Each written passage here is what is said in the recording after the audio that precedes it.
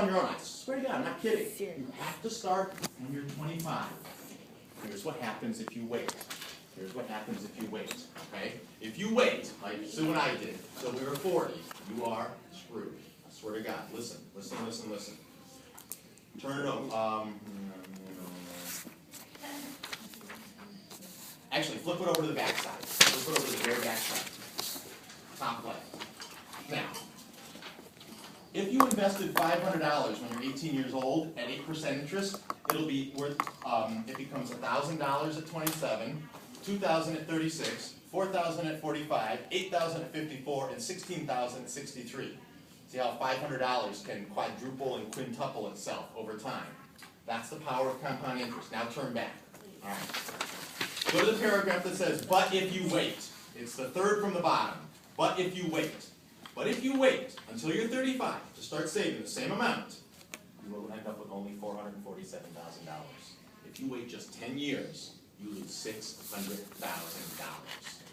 If you wait just 10 years, okay? If you do $300 a month at age 25, you will end up with $1 million. If you just wait 10 years and do it at 35 and start the exact same plan, you end up with $400,000. If you wait until you're 45, you end up with, if you wait until you're 45, you will end up with retirement with $174,000.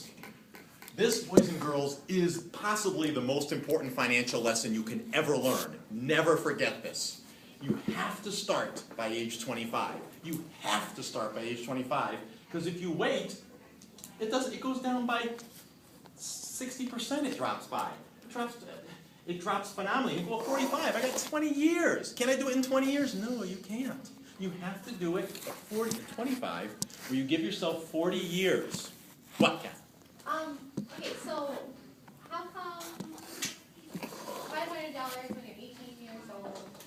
How come, what's the 16,000 at 63 years old? That shows you what that, if you took $500 right now, you're 18, pretend you're 18, you're 18? No, Pretend you're 18, okay, so imagine you took $500 now and put it in an account and never touched it again until you were 63 years old. That just interest alone would have built it up to $16,000. Oh, so that interest is different than... Well, that little section just shows you the power of interest. This account, Catherine, is you putting, this is you putting $300 every month into the account and getting 8%. That's if you just do it once and never touch it again. On the back, this just shows you what will $500 be in 40 years if you never touch it again. Never touch it again. This says, starting at 25, every month, you put $300 in an account, a mutual fund, and every month you add $380. And you do that from age 25 until you retire at 65. Oh. Plus interest. That's what the power of compound interest, because what happens is, the first month, you earn 8% on $300. The second month, you earn 8% on $600. The third month, you earn 8% on $900. And then after 40 years, that you're not just earning interest on that first $300. You've got the $300 every time. And here's the thing about $300.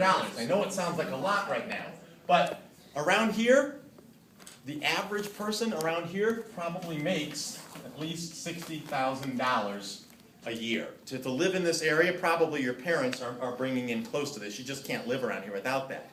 If you break that down, that's over $1,000 a week, which means that is around $4,000 a month. Okay? Which means out of that, you can find $300. Lots of your parents do. See, right now, $300 sounds like a lot, because you guys have small jobs. But you don't have to start right now. You have to start when you're 25, which means go on next year, get more education, get a career. Get a career. Not just a part-time job making sandwiches somewhere. Get a career. Pick something you're passionate about and pursue it. College, training, welding. Learn something that you can get good at. And by the time you're 25, which gives you guys 7 years to get through college, most of you can get through college in 7 years, you'll hopefully have a job And one of the things they'll say when you start your fancy new job, they'll say, would you like to, the guy from Human Resources, the lady from Human Resources will say, I gotta fill all this paperwork out. And somewhere on there it'll say, would you like to start an IRA? And the temptation is to say no, because you're gonna be like, no way, I'm getting a convertible and a stereo and I wanna buy, because I'm finally making good money. Don't forget to set up an IRA. When you get your first, my first paycheck, I bought a convertible. First thing I did, I got my paycheck, I drove down the street, I saw a convertible, I went in and said to the guy, how much is that? He goes, it's 10 grand. I said, I'm buying it. I immediately bought it. Now my first paycheck wasn't 10 grand, but I bought it like that. I came home with a convertible. My parents were like, okay. It was my first year. It was August of 1986. I had just been hired as the new social studies teacher at Bethel High School, and I was like, yes, I'm buying a convertible. And then I bought a stereo, and then I got an apartment with my best friends, and then I bought new clothes. I just bought stuff. I was like, this is fun. And then you had to pay bills. And then, Sue and I met, and then we got married, and then we had kids, and someone said retirement. I was like, what's that? I don't know what that means. Retirement? I'm 30. What do you mean retirement? Like, have you set up a nest egg? It's like, what are you, a bird? Nest egg? Nest egg? I got a convertible! It's cool. Want to see it? You should see my stereo. It's loud. Boom, boom, boom.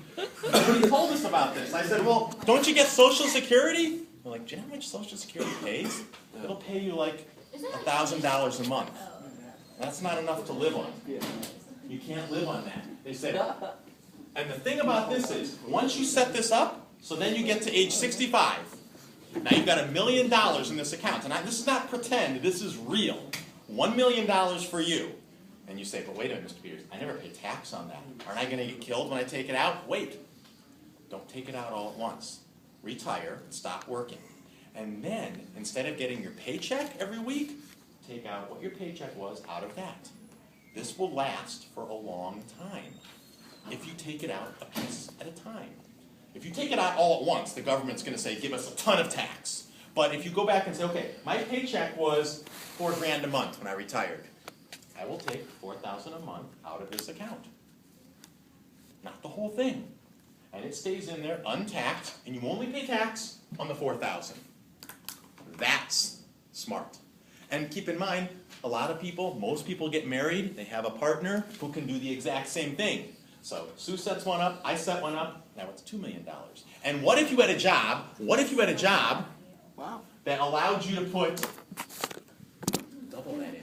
There are people who make really good money. What if you made, as many of you will, what if you made $100,000 a year? You could put $600 in. And here's the thing. This is the cool thing about compound interest. If you double this number, this doesn't go to 2 million. This goes to 5 million.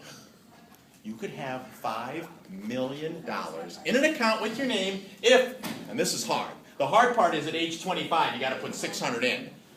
But if you get a salary that pays this much, starting, you can. But that means not 300, that means $600. Every month. That's a big chunk of most people's paycheck. But it's doable. This is the lesson that I really want you guys to understand, because there's a lot of reality in this book. But I need you guys to understand this. This is called using his ideas to secure your financial future. And with that kind of money, you have a lot of freedom. The reality is, Henry said power, but a better word is freedom. Money is freedom. Freedom to do what you want. Not to just sit around and do nothing. That's boring. But to pursue your passion. If you have $5 million in an account, or $1 million, you're free to do things that you'd like to do. Travel, start a new business, write poetry, paint, be an artist. Things that, and you don't have to sit around going, oh, I can't make a living at it. I don't think I can make any money at it. You don't need to make any money at it because you've set this account up. And here's the other cool thing.